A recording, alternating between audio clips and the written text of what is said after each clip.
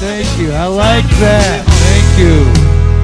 That's good. Thank you. Anyhow, that's we like a little bit of music there, but we like to hear that music. That's good. So, can y'all hear me in the back there? Is it quiet in the back, or is it good? Can you hear me? That's good. Anyhow, my name is Raymond McDonald. I'm the senior pastor here at the Vineyard Church at Conroe. You just was listening, kind of a piece of it. We got it up there. The Allman Brothers Band. If you're a big Allman Brothers Band fan, go ahead now and clap, because you won't be hearing any more of that anymore. Most of them have passed away. There are a few who have left, and most of the people who liked Allman Brothers have passed away. Anyhow, that album was from 1994, and you certainly didn't hear that song on the radio because it's not really a great song by any means. I like it, but the thing is that song would have been released, means no big deal to most of us, but that would have been the last song that was ever written by their founding member, Dickie Betts, before he was kicked out of the band because he had a pretty big mountain to climb. He was an alcoholic, and they kicked him out of the band, even though he was the founding member that was there. And quite honestly, most of us understand a thing about mountains to climb, and alcoholism and drug addiction are one of the biggest ones we see out there. But there are some that even go beyond that, and that would certainly be that of financial stress. It is one of the biggest mountains to climb. I know for Teresa and I, we've been married 25 years coming this year, and that's been one of the big. We've adopted 8 kids, and we've had to deal with their love and the things that's going on. We've remodeled homes, we've planted churches, we've done a lot of things.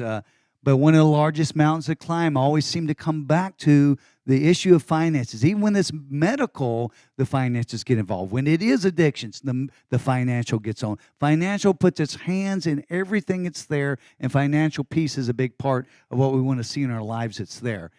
I would say this here, most Americans are treading financial water, and today I want to kind of put that up there. If you have a little blurb that's there, you'll see this here. I'm not going to talk long today. I kind of want you to see some things. It says half Americans live paycheck to paycheck. You don't need to raise your hand yet, but I guarantee 50% or more would go on up there. And we realize that this is an issue in America. We also realize that 19% of us have no savings, even for an emergency that would be there. That 32% of us don't have a budget. I think these numbers are quite honestly higher. 30% of Americans have no long-term financial plan. And most of us, the way it works is you don't get a long-term financial plan until you're about ready to die, and you see that and you go, oh my goodness, I wish I had a long-term financial plan. I'm 55, and that's what, oh my gosh, I have no long-term financial plan. And at that point, you're going, well, you have no long-term left to get one. So that's what we see. Also, we see here that 157 million Americans have credit card debt. I think it's probably higher than that. I guarantee there's more than 157 million here in Conroe who have credit card debt. 44 million have student loan debt. I don't think there's that many people in Conroe have that much student loan debt. No, I'm kidding. I'm kidding. Because we go down there and we take care of it. There you go. So, let's just be honest. I kind of throw these things out here. They're just numbers. But it all just sets us to this tone that realizes is here that most of us feel very alone in these financial things. But I want you to see that we're not sitting alone. It's no wonder that Americans, that Conroeans, Vineyardites, are in this place of financial stress in our lives. It's just something that is in the life of the American person that's here.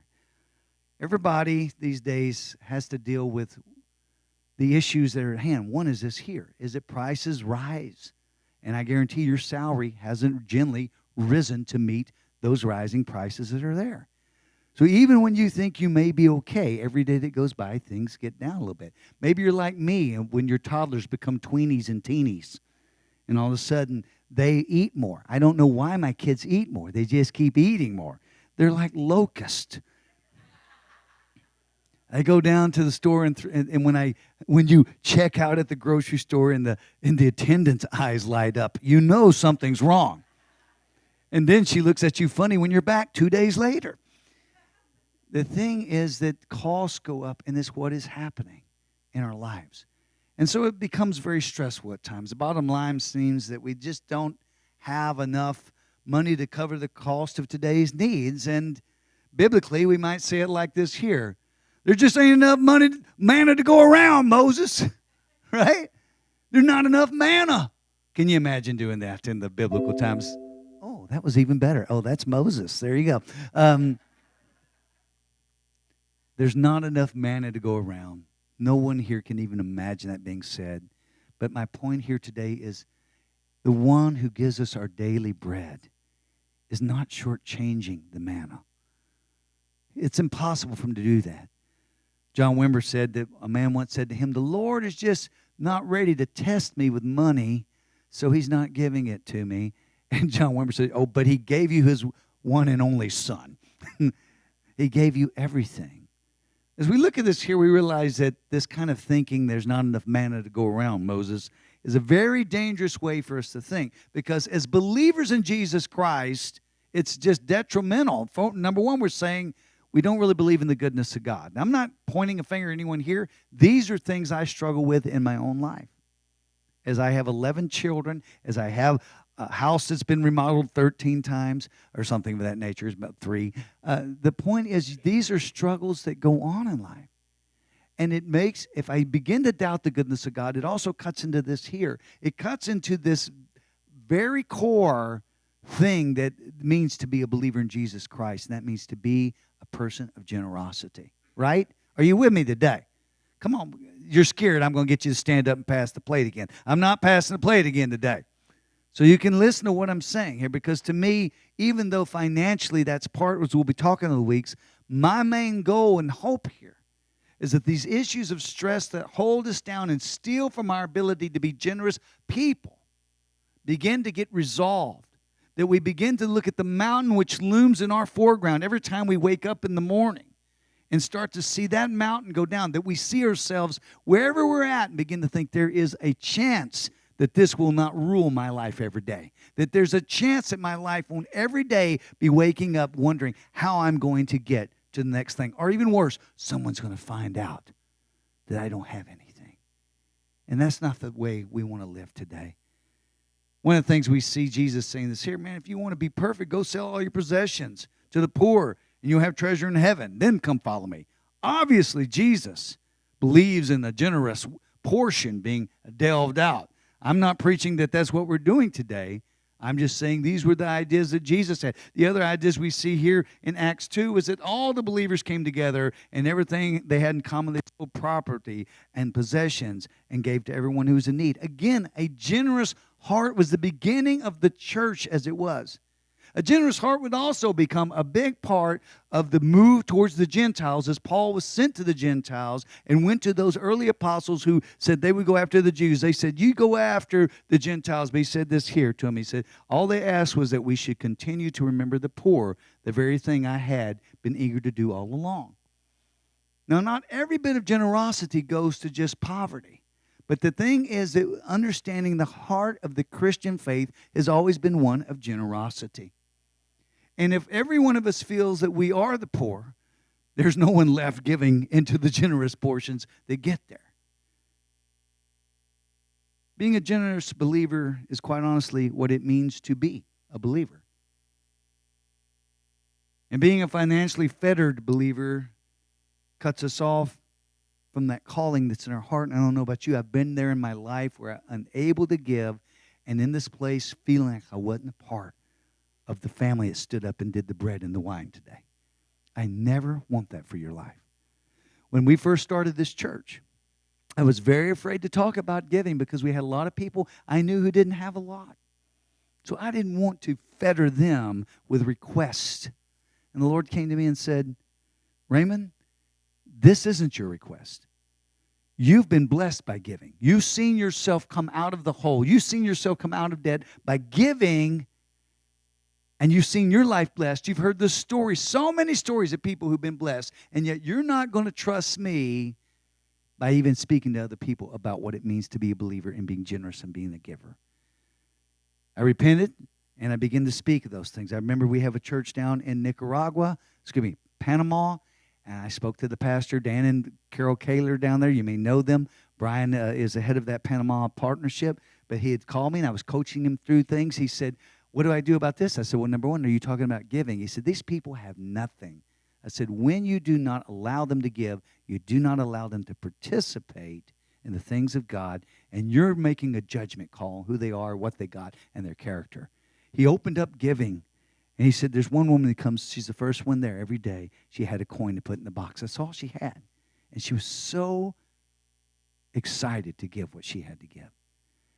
These are the kind of ideas I'm talking about, the sense of the generous part of our being as a believers in our DNA, and His Spirit, the Spirit testifies with our spirit of what it means to be generous. And you know how hard it is to be generous. Some of you, it's not a big deal at all. Some of us, it's very difficult. You're handing it out there and you're pulling it back. Am I being a codependent? Am I going to? Oh no, they might buy a beer with it. Well, then whatever. Whatever we're at, this idea of being generous is a big part of who we are and what goes on. The interesting thing is that low income, quite honestly, is not always to blame for our financial hardship. You'd say, if I could just get enough money, everything would be okay. But it's not always what it means to not have enough. Only 1 in 5 people facing financial hardship today fall below the poverty line. Only 1 out of 5 who've experienced financial hardship are in the poverty line. Most of us who are experiencing financial hardship are making more money than over 90% of the world.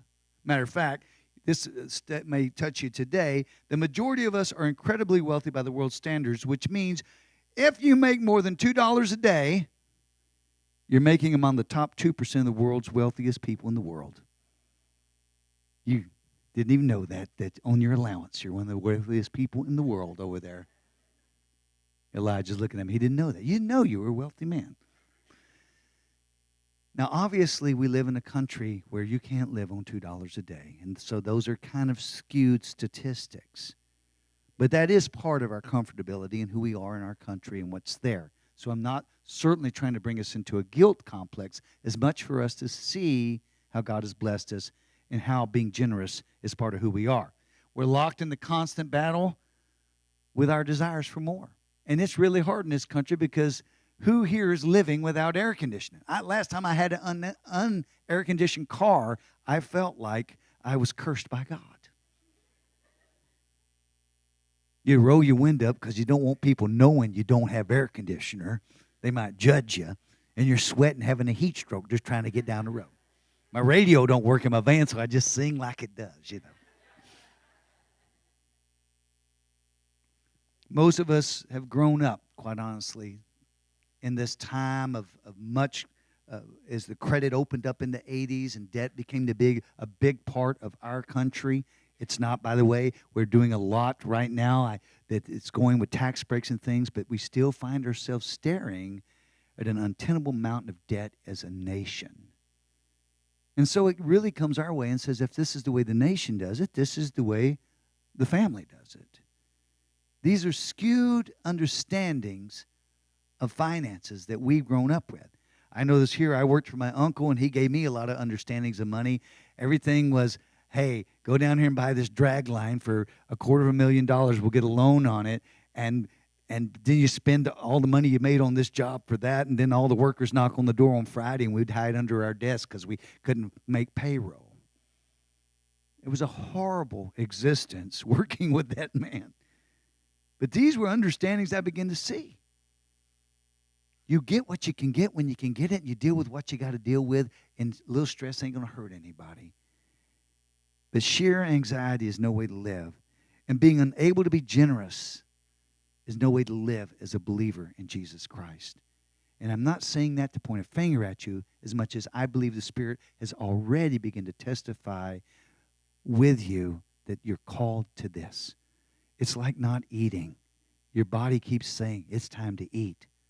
And you can say, I don't have any food, but your body keeps saying, you're a human being, you got to eat. And we are believers, and there is a growling pain in our stomach that says, you've got to be generous. You've got to be generous. And when we're not, we feel the grumbling that goes on that's there.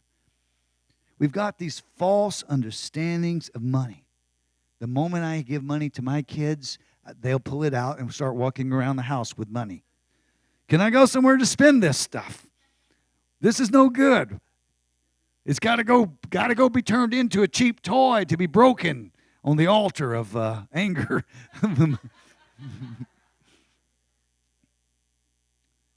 Our understanding of how it works, what it's for, who gave it to us, its final purpose, who owns it, all these things, we've been given bad examples that are there. Bad paradigms, which means the way we see things that are there. Jesus talks about these false paradigms, though he doesn't call that in Matthew 6, when he addresses the false understanding that the Pharisees had taught the common people about God himself. He says this here in Matthew 6. He says, the eye is the lamp of the body, and if your eyes are healthy, your whole body will be full of light. But if your eyes are unhealthy, your whole body will be full of darkness. If then the light within you is darkness, how great is that darkness?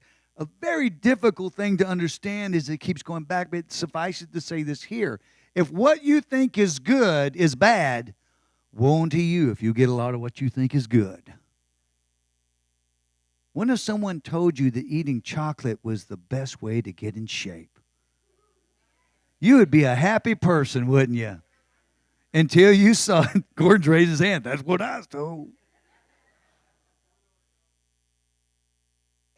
You'd be happy until you weren't, right? And then you'd be going, why didn't someone tell me about nutrition? Why didn't someone tell me before I got both my feet cut off that this was a bad idea? This is the way it is with our finances. And Jesus was saying this here to them, get your understanding from God right so that you can worship him in the right way. But he's also talking about anything in our mind that's a false paradigm. It's critical for us to understand it. False paradigms, what it means to be a man, what it means to be a woman, what it means to be a believer, what it means to be a good person or a bad person.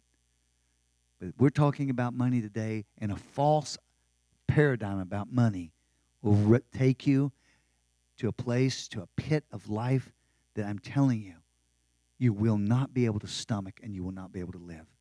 And you think praising God and worshiping God and being kind to people and generous will be easy. It will not be. Every day you will be there seeking your own safety, grabbing for yourself, unable to share with others. Even finding yourself doing things, becoming jealous, becoming that of tempted in things that you don't want to be tempted in. We live within this shadow of financial stress. And that's what it is, guys. It's a continual struggle for most of us. No matter how much money that we do get, it makes wings for itself. It's gone. Someone can drop the money on you, and it's gone. You've given a lot of money to someone before, and it's gone. Because the false ideas of what it means. I know this here that up in Canada, I worked with some people. They went out on the reservation, and they built nice homes for the natives there and said, there's a home for you. They came back 2 years later, and one of the homes had a wall knocked out so that the horse could drink water from the bathtub. Now, I don't blame the natives for that. That's their understanding of life. They never asked for a home anyhow.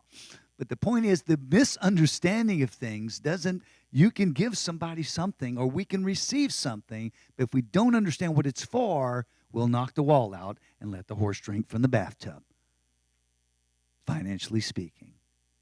Most of our money problems, Nielsen Searcy would say, boil down to bad financial decisions. Financial decisions that are the result of a distorted perspective.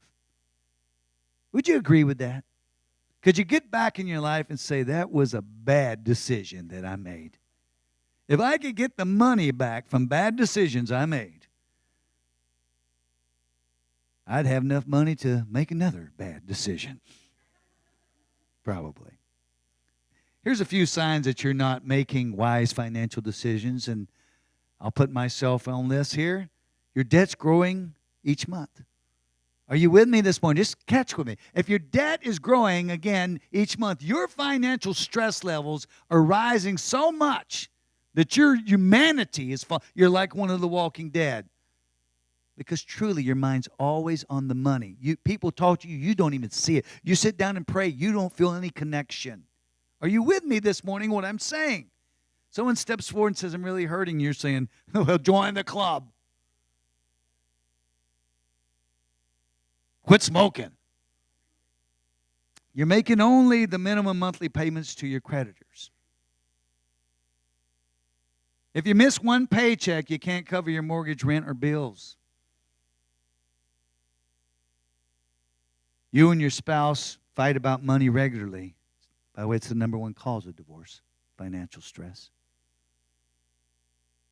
Which means it's worth talking about. You're not able to put money into a savings or retirement account every month. You're constantly stressed about money. You feel like you can't live the life you were created for because of the financial burden on your life. I sure would love to do that, Lord. I'd love to take a mission trip. I'd love to go out and help this, do that. But I can't. I'd love to retire early so I could serve in ministry or something, but you can't. And again, I look at Walter and Susan Bennett. And, Walter made millions before this, but, that's not the point. We're here today. He sold his yacht so that he could retire. But no, not at all. He was a working man who retired early so that he could serve in the church. Can you relate to any of those things? If you get over 3 of those, you are a qualified financial stress freak out.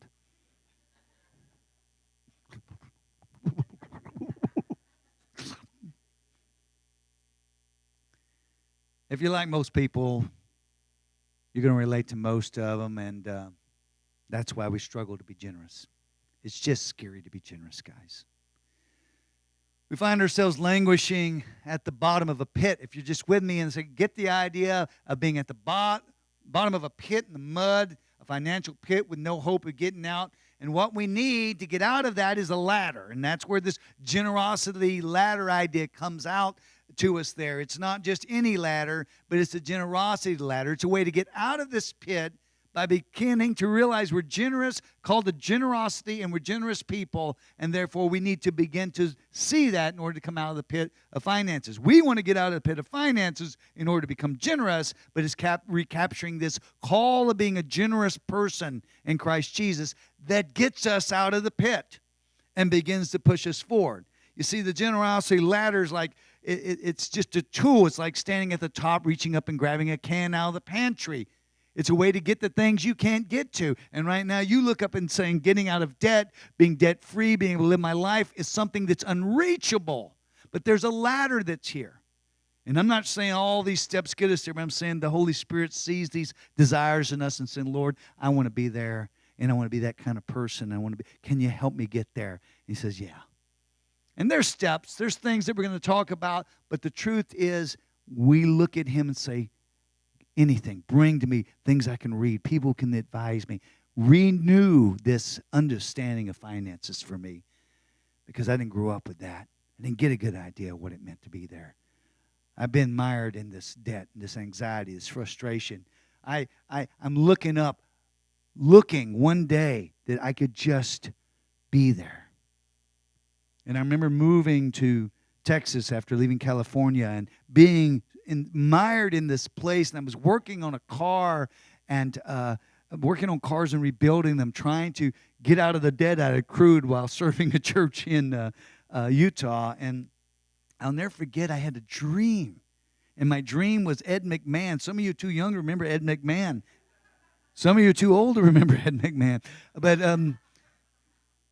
But in my dream, he was standing on my doorstep with balloons. And I opened the door, and he had a check, man, for $144,000. And I shut the door and said, this is a dream. He goes, no, it's not a dream. You have won this. I said, I didn't fill anything out. And Teresa runs behind me and goes, I filled it out, Raymond. Here's the claim number right here. We won. I said, you're telling me he's got $144,000 he's fixing to give us. And she goes, it's true. This isn't a dream. We've won $144,000. And I'm telling you, man, everything lifted off. I lifted off like I couldn't believe what was there, because I didn't realize I'd begun to live in this place of stress and in this pit. And when it lifted off, I felt so good. Well, who's that? Here's my daughter knocking on the door. Dad, I need lunch money. Boom, it was all over with right there. I'm digging through my wallet. Man, I don't have $2. I went to work that day leaning over my car, my back hurting, and I felt the Lord tapping me on the shoulder. And I just knew it was the Lord, and I heard him say, remember that dream you had? And I just said, why are you tormenting me with that dream? You know, why? And he said, because you have won the lottery. You've won the lottery in me. And I know you, and I know where you're at, and I know that you've given me your life, and I've not forgotten you. And that's the hope. That's the hope that we put out there and say, Lord, I remember you saying that to me. But it means listening to him. It means following him. It means not continuing in the same paradigm, because we'll get the same place again. You see, your total financial peace, if you want to call that there, is a journey towards, this starts with a paradigm shift. And we start to climb out of financial stress by gaining a kingdom perspective on money. Now, you got a lot of things to fill into this morning, but I'm not going to fill them in. You're going to bring that back next week, and I'll have some fun if you lose, but I want you to bring back your sheet of paper next week, because then we're going to fill in those other things that are there. Because today I just want us to get this understanding of what it means to have a kingdom perspective that changes, and something inside of us says, I want out of this financial pit that I'm in. I'm tired of the stress. I'm tired of my kids getting just 25% of who I am. I'm tired of having to work 3 jobs, unable to ever be the person I was called to be. Perhaps right now you've money is taking control of you. And John Wimber, founder of the Vineyard, said this here. He said, it's okay to have things, but things can't have you. But it has us. And that's because our paradigm's in control. We're convinced we're never going to have enough. I'll never have enough. That's because my paradigm's in control. I'm in debt and I can't see any way out. That's because my paradigm's in control, the way I see things and the way I weigh things. Nelson Searcy said this, and this isn't new, but he says, doing more of what you've always done will only get you more of what you've always gotten. Absolutely nothing. Say it again. Thank you. That was war, but we'll say money. The key is allowing ourselves to see money in a different light. Are you with me this morning, church? We've asked people about what they thought about giving and being generous in the past. And one reply was, once we started giving and not worrying about money issues, everything was solved. There's Barbara Gleason over there, the beautiful Barbara Gleason. Do you remember that? You also said you were giving a $1,000 check when I quoted that. That was the other thing. No, she says, I certainly don't remember that. We have a video I'd like to show you this morning of. Giving changed our lives. We were living a life of paycheck to paycheck, and most of the time we didn't make it to that paycheck, and we really didn't see anything changing for us. We made a decision at one point that we would tithe no matter what, and we began doing that, although it made no sense on paper. And what began to happen was that our hearts began to change, and we became very cheerful givers. What followed that was that we became generous givers, and at the same time our circumstances began to change. We had a career change. our salaries began to increase. We enjoyed bonuses from very generous companies that we worked for, and all the while our hearts expanded and our generosity increased. Over the years, our circumstances have changed in different ways, but our giving has not, and our generosity has not, and God is so faithful to always provide for us. Carol Darden, talk about her and Roy. Now, guys, if you have stories that you want to tell or write things down, you'll get that opportunity to do that as well. If you did on the connection cards that have already been turned in, you can't fill those out. But I think we have other connection cards that are out there. But stories you can write down, hand to us. We're just shooting short videos to talk about that, because the truth is, I think your stories touch us more than others. I know I talk about giving in our membership class, and I'll never forget Kim, as she was called, Kim Guest at the time. Is Kim in here right now? Is she in the, I see her. She's not in here right now? But she was in that class, and I'll never forget, because she was unemployed and showed up at our church. She was a single mom, unemployed, and she showed up at our church, and I was talking about giving. I'll never forget Kim raising her hand. I have something to say. I'm thinking, oh, no, don't let her talk. This is going to be ugly, right? I mean, really, I'm thinking she's going to say, you really expect me to give? I'm on unemployment, and I got... She raised her hand. I called her, and I figured let's get both sides of the story. She said, when I came here, and you talked about giving, and this is what I recall. She can redo it herself. She said, I started giving from my unemployment check. She goes, I just received a job that's more than I've ever made in my life. And I just started crying, because I'm thinking, those stories give me faith and give me hope. Those are the stories I'm talking about that come back to me. And I'm thinking, well, this is worthy to speak about. If you're a guest today, I don't want you to think I'm here to wring your arm. I truly believe this is the way we climb out of the pit, and it's a pit I want out of. And it's where I want to be at the end of this series, is walking in this generous way that's here. You know, you got to step into uncomfortable territory when it comes to being generous and giving, and the change isn't easy. I mean, quite honestly, I'm fixing to cut off after the Super Bowl. Goodbye, cable. Hello, crack. But no, I'm kidding. My point is, that's your thought, isn't it? Oh, my gosh. We'll have to get something else here, won't we? It's not easy. And because when you've been operating by a certain set of beliefs, it takes a long time to change that.